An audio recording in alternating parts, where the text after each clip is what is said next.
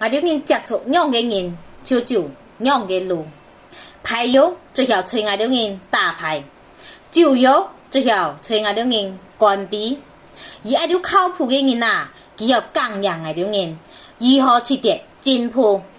人生最大嘅幸運，唔係中大獎，也唔係獎錢，而係有人鼓勵你、幫助你、指引你、批評你。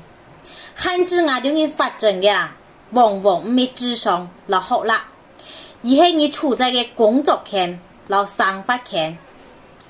身邊嘅人喎好重要。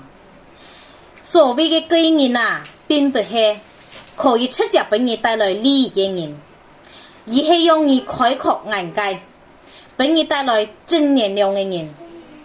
你懂我冇？抖音。